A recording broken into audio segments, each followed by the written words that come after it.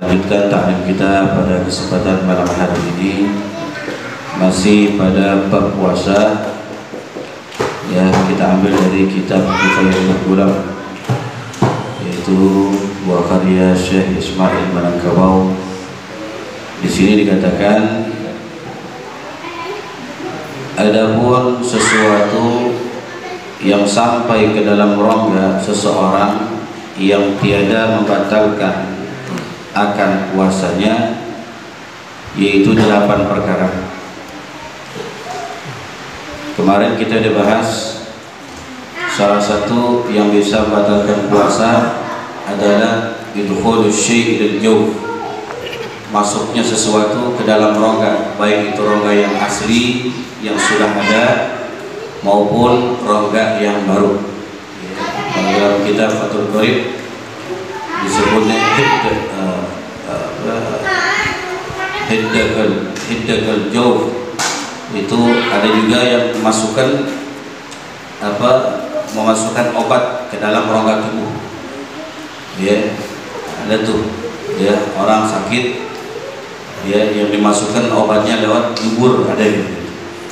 Itu yang asli, lubang yang asli, rongga yang asli begitu. Ataupun rongga yang baru, suntik itu rongga baru. Kemudian donor darah, suntik juga masuk donor darah, ya, lubang baru. Kemudian diimpus, termasuk juga lubang baru. Atau enggak kita jatuh, ya, luka, berbolong begitu, walaupun kecil, cetek begitu bolongnya, tetap tuh, itu namanya rongga. Ente masukin batalin, batal dia punya puasa, karena masukkan sesuatu ke dalam rongga tubuh, baik yang asli yang sudah ada maupun yang baru. Tapi di sini sesuatu yang sampai ke dalam rongga tubuh tapi tidak membatalkan puasa kita. Perhatiin, ini ilmu. Ya, ente gak bakal dapat kecuali di majelis ini. Masuk ke dalam rongga tubuh kita tapi tidak membatalkan.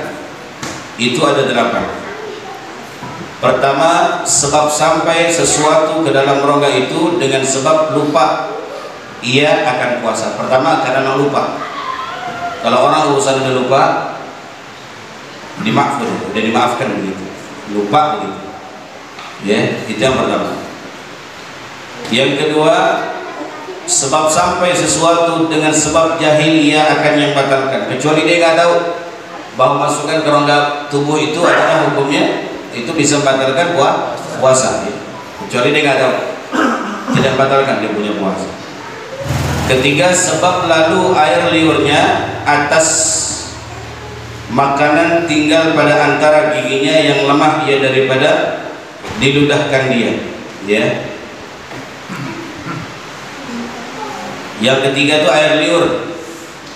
Ya, air liur yang ada di sela-sela gigi kita nih, di rahang kita itu setiap saat dia turun air liur itu. Andai kata air liur itu tidak kita ludahkan, kita telan, maka tidak membatalkan kita punya puasa. Kenapa? Karena di sini katakan sulit.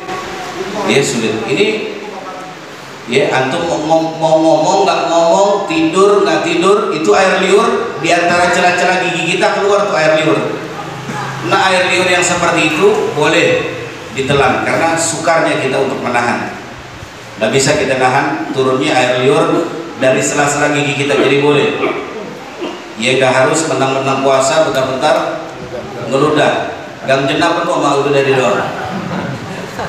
Gua puasa apa ya, tanda-tanda puasa tuh ludah gua banyak. Nggak juga. Kalau yang kira-kira nggak bisa kita ludahkan, telan nggak apa-apa, nggak batal. Kecuali ente telan air liur ente beserta dengan Kentucky Fried Chicken atau enggak takoyaki, baru batal. Ini murni air liur yang di sela-sela gigi kita itu keluar, selalu keluar itu air liur itu, dan nggak bisa kita tahan air liur itu karena memang udah proses tubuh kita begitu. Ya, nggak bisa kita untuk ini. Ya, kayak kita ngomong begini kan, ini keluar air liur nih. Nggak mungkin setiap ngumpul nih ada ludahin terus gitu. Ludahnya di mana? Ya, ditelan sama kita. Ini ngomong nih, keluar nih air liur. Ditelan nggak sama saya? Ditelan. Kenapa? Susah. Karena akan ngederes terus, nih jalan terus nih air di sela-sela gigi. Jadi itu nggak apa-apa ditelan ya. Baik, kemudian yang keempat, sebab sampai tepung yang sangat halus ke dalam rongganya. Ya, tepung yang halus ke dalam rongga tubuhnya. Ya, misalkan apa?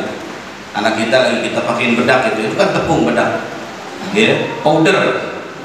Ya, kalau kita pakein anak kita itu yang kecil, apa namanya? Pakai apa namanya? Apa? Namanya?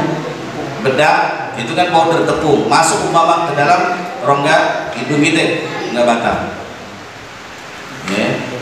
Atau enggak ada dari sini yang kerja di mana pasar Gang Homer, dia kerja di perusahaan saku, kalau nggak tepung, itu kan tepung saku semua isinya, ya kan?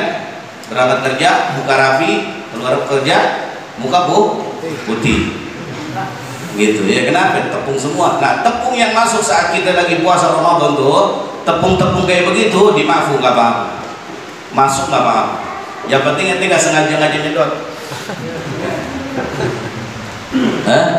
Nggak sengaja disedot gitu ya. Emang masuk itu karena memang gumpalannya banyak tepung itu. Ya. Yang kelima, sebab sampai debu jalan raya ke dalam rongganya. Lagi naik motor ada angin, itu debu jalanan suka muter tuh, pernah kan?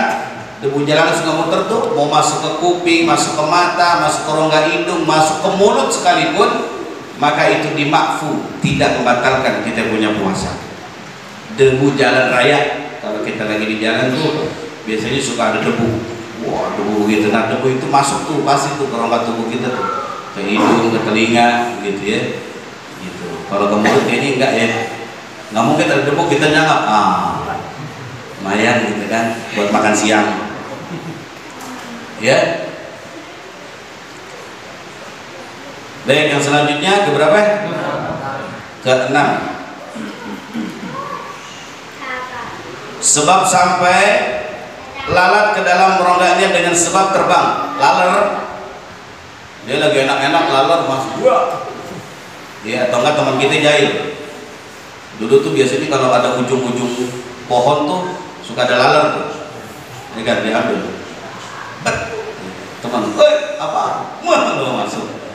Ya, temennya yang dosa tuh.